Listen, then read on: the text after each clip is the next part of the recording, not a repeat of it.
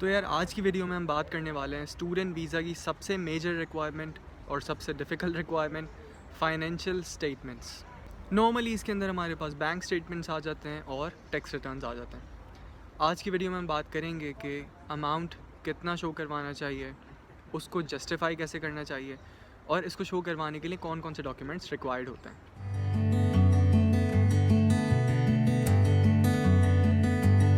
So today is 24th of January. इस gap के दौरान बहुत सारी यूनिवर्सिटीज़ के एडमिशन्स ओपन हुए, बैचलर्स में भी, मास्टर्स में भी। उम्मीद है कि आप लोगों ने एप्लीकेशन सबमिट करी होंगी अच्छे से और I wish you good luck for your admission. अब आप लोग सोच रहे होगे कि यार अभी तो एडमिशन्स का फ़ेज़ है, अभी से बैंक स्टेटमेंट्स की वीडियो क्यों बन रही है। तो यार सिलसिला ये होता है कि देखो, हम अप्लाई तो अगस्त में, जुलाई में, सितंबर में इसी दौरान करते हैं वीज़ा के लिए, लेकिन हमें बैंक स्टेटमेंट्स और टैक्स रिटर्न्स जो चाहिए होते हैं उनकी तैयारी हमें पहले से करके रखनी पड़ती है। तो it's January now, it's better to start our process from now, ताकि हम बिल्कुल एक्यूरेटली जो रिक्वायरमेंट्स होती हैं एम्बेसी की उसको फॉलो करते हुए आगे बढ़ें और हमारी एक स्ट्रॉन्ग एप्लीकेशन पुट हो। देखो यार, इटालियन काउंसलेट की रिक्वायरमेंट के मुताबिक 5,977 यूरोस, जो कि आज की करेंसी के हिसाब से अगर कन्वर्ट किया जाए तो पाकिस्तानी रुपीज़ में अप्रॉक्स 12 लाख रुपीज़ बनते हैं, और अगर इंडियन रुपीज़ में कंसिडर किया जाए तो 5 lakh rupees. This is the minimum requirement जो इटालियन काउंसलेट कंसिडर करती है कि एक स्टूडेंट का इटली में एक साल में इतना एक्सपेंस होगा।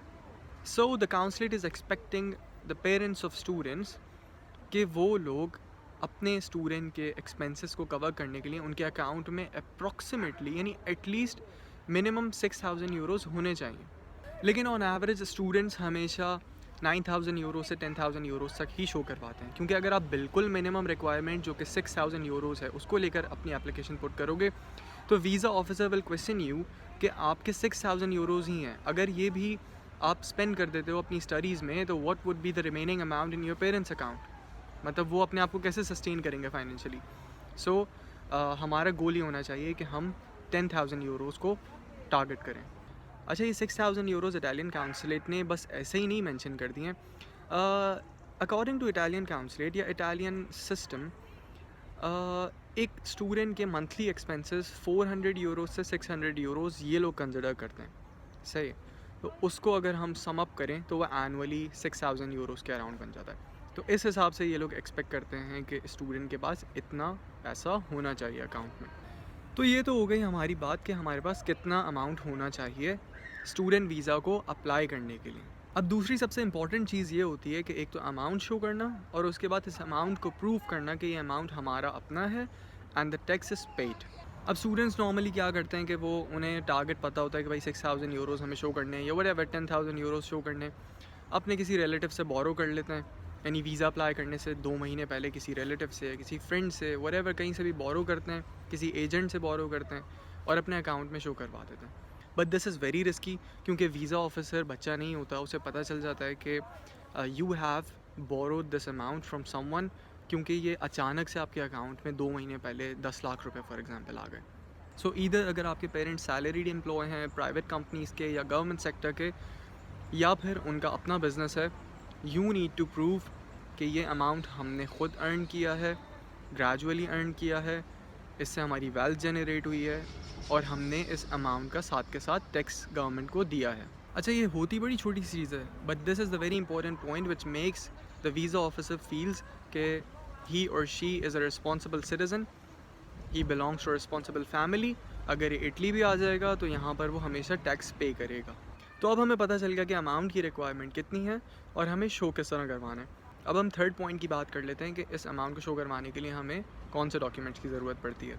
देखो यार, अगर आपके पेरेंट्स सैलरीड एम्प्लॉय हैं तो उनका एम्प्लॉयमेंट कॉन्ट्रैक्ट, उनकी सैलरी स्लिप्स, अगर वो गवर्नमेंट सेक्टर के एम्प्लॉय हैं तो उनकी सर्विस बुक आप अटैच कर सकते हो साथ में, और इसके साथ आपके पेरेंट्स के बैंक स्टेटमेंट और टैक्स रिटर्न। अब बैंक स्टेटमेंट की मिनिमम रिक्वायरमेंट होती है 6 मंथ्स यानी प्रीवियस 6 मंथ्स का, और टैक्स रिटर्न की रिक्वायरमेंट होती है लास्ट 2 ईयर्स। लेकिन व्हाट आई हैव एक्सपीरियंस्ड, अगर आप अपने बैंक स्टेटमेंट्स लॉन्गर पीरियड्स के दिखाओगे, यानी 1 साल के बैंक स्टेटमेंट्स या फिर टैक्स रिटर्न्स आप अपने 3 से 4 साल के दिखाओगे, तो ये छोटी छोटी चीज़ें इम्पैक्ट करती हैं, आपका केस ज़्यादा स्ट्रॉन्ग करती हैं। और अगर आप लोगों को कोई बिज़नेस है तो उसका रजिस्टर्ड होना ज़रूरी है, क्योंकि अगर रजिस्टर्ड नहीं है तो उसका टैक्स भी नहीं है और आप वो शो नहीं करवा सकते लीगली कि उसका अमाउंट कैसे आ रहा है। तो सिमिलरली बिज़नेस के लिए भी आपको बैंक स्टेटमेंट्स और टैक्स रिटर्न्स चाहिए होते हैं और इसके साथ साथ बिज़नेस के ओनरशिप डॉक्यूमेंट्स भी चाहिए होते हैं। एंड में यार थोड़ी सी बात कर लेते हैं सजेशंस की, जो मेरी नज़र में अच्छे पॉइंट्स होते हैं, अगर आप फॉलो करो तो आपका केस स्ट्रॉन्ग हो सकता है। वो ये कि यार हमेशा अपना स्पॉन्सर जो यानी मेन स्पॉन्सर है आपकी स्टडीज़ के लिए, वो आपके पेरेंट्स होने चाहिए। अगर पेरेंट्स फॉर एग्जांपल डेथ हो चुकी है उनकी, तो उनके डेथ सर्टिफिकेट्स अटैच करें और उसके साथ अपनी सिबलिंग्स के बैंक स्टेटमेंट्स को अटैच कर सकते हैं। और अपना सेल्फ, अगर आप भी एम्प्लॉय हो, जॉब करते हो, तो आप अपना बैंक स्टेटमेंट भी अटैच कर सकते हो। लेकिन सबसे मेन होते हैं पेरेंट्स के डॉक्यूमेंट्स। बहुत सारे स्टूडेंट्स ये करते हैं कि अपने जो ब्लड रिलेशंस नहीं हैं उनके भी डॉक्यूमेंट्स को अटैच कर देते हैं, लेकिन वो आपका केस सिर्फ वीक करते हैं। तो आपको पूरी कोशिश करनी चाहिए कि आप अपने फादर या मदर का बैंक स्टेटमेंट फॉलो करो, उन्हीं के टैक्स रिटर्न, उन्हीं की सैलरी स्लिप्स को साथ लेकर केस परस्यू करो। सेकेंड थिंग इज़ दैट हमारा गोल होना चाहिए 10,000 यूरोज़, जो कि पाकिस्तानी 2 मिलियन रुपीज़ बनता है। अब ये किस तरह किया जा सकता है कि देखो, कुछ स्टूडेंट्स होते हैं जिनकी ठीक है पेरेंट्स की सैलरी होती है फॉर एग्जांपल 1,50,000 या 1+, बट वो अपनी सैलरी को मेंटेन सेव नहीं कर पा रहे होते, अमाउंट आता है हर महीने खर्च हो जाता है, तो वो इन दी एंड सैलरी, टैक्स रिटर्न्स, हर चीज़ होने के बावजूद अमाउंट शो नहीं करवा पाते अपने बैंक स्टेटमेंट में। इसका मेरी नज़र में हल ये है कि आप लोग फॉर एग्जांपल, अभी जनवरी है, आप लोग ये कर सकते हो कि एक बड़ा अमाउंट फॉर एग्जांपल अगर आपका 2 मिलियन दिखाने का प्लान है अकाउंट में, तो आप 1 मिलियन अभी अपने अकाउंट में ट्रांसफ़र करवाएं किसी तरह, यानी अपने पेरेंट्स के अकाउंट में अगर कहीं बाहर से बोरो करना है।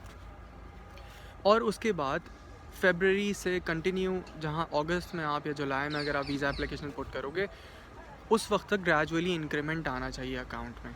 यानी अगर 150 प्लस सैलरी आ रही थी तो वो इंक्रीज़ होती जा रही है और इन दी एंड अगस्त में आपके अकाउंट में 1.9 मिलियन, 1.8 मिलियन और 2 मिलियन इसके अराउंड आपके पास अमाउंट बचा हुआ होगा अकाउंट में। अच्छा, कुछ लोग ये भी करते हैं कि वो अपने पेरेंट्स की पूरी सैलरी को सेव करवा रहे होते हैं, तो इससे भी वीज़ा ऑफिसर को पता चल जाता है कि 1,50,000 सैलरी आई और 1,50,000 ही हर महीने सेव हो रही है, तो ये खर्चा कहाँ से कर रहा है। इसका मतलब ही और she have some other source of income जो ये डिक्लेयर नहीं करना चाह रहा। So this is definitely a fake bank statement. तो इस अमाउंट को यूज़फुल दिखाने के लिए आप लोग ये कर सकते हो कि जो POS मशीन होती है, आप अपना कार्ड स्वाइप करो ताकि ट्रांजैक्शंस शो हों, कैश विड्रॉल करवा दो, दोबारा डिपॉजिट करवा दो। ये सारी चीज़ें होती हैं जिससे आप अपने अकाउंट को रनिंग में रख सकते हो, जिससे ये लगे कि नहीं, ऐसा नहीं है कि सिर्फ पैसे आ रहे हैं और बस सेव हो रहे हैं, स्टूडेंट इस इंटेंशन से सेव करवा रहा है पैसे कि वो शो करवाएगा अमाउंट। नहीं, उसका पैसा आता है, फॉर एग्जांपल सैलरी आती है एक नॉर्मल घर की तरह, वो खर्च होती है और उसके बाद फॉर एग्जांपल अगर 150 सैलरी है तो 1 लाख या 80,000 70,000 सेव हो रहे होते हैं हर महीने। इस तरह ग्रेजुअल इंक्रीमेंट आपने दिखाना होता है जब तक आप वीज़ा अप्लाई करो। अब ये जो मैंने बात की थी कि आप जनवरी में अभी 1 मिलियन डिपॉजिट करवा दो, उसके बाद ग्रेजुअली इंक्रीमेंट करवाओ, तो इस बड़े अमाउंट को जस्टिफाई करने के लिए आपको कुछ डॉक्यूमेंट्स की ज़रूरत पड़ती है।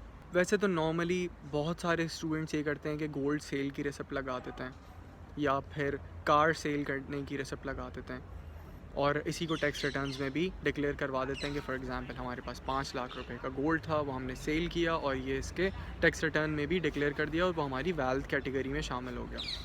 लेकिन दिस इज़ नॉट इनफ, क्योंकि सारे स्टूडेंट्स ही यही केस फॉलो कर रहे होते हैं, यही केस बना रहे होते हैं, तो आई थिंक कुछ डिफरेंट करना चाहिए ताकि वो एक स्क्रिप्टेड ना लगे सारी चीज़ें।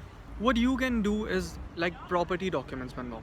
प्रॉपर्टी डॉक्यूमेंट किस तरह होने चाहिए, फॉर एग्जांपल अगर आपके फादर स्पॉन्सर कर रहे हैं आपको और अगर उनकी कोई प्रॉपर्टी है या उनके फादर यानी आपके ग्रैंडफादर की अगर कोई प्रॉपर्टी है या आपके फादर के सिबलिंग्स की कोई प्रॉपर्टी है, तो वो एक डॉक्यूमेंट बनाते हैं कि फ़ॉर एग्ज़ाम्पल हमारी ये इनहेरिटेड प्रॉपर्टी थी, इनहेरिटेड प्रॉपर्टी को सेल किया गया और फिर उसका शेयर सारे भाइयों में आया, तो सिमिलरली मेरे फादर के पास भी इतना अमाउंट आया। अब इसके लिए हम क्या कर सकते हैं कि एफिडेविट बनवा सकते हैं जिसमें हम ये शो करवाते हैं कि फ़ॉर एग्ज़ाम्पल प्लॉट 1 जनवरी को सेल हुआ, इतने का हुआ, उसमें हर भाई को फॉर एग्ज़ाम्पल इतना पोर्शन मिला और सिमिलरली मेरे फादर के अकाउंट में इतने पैसे आए इस डेट को और इसका फिर हमने अगर टैक्स बनता था तो वो टैक्स हमने डिक्लेयर करवा के पे किया, अगर नहीं बन रहा था टैक्स तो हमारी वो वेल्थ में शामिल हो गया, आपके टैक्स रिटर्न की वेल्थ कैटेगरी में आ जाएगा वो।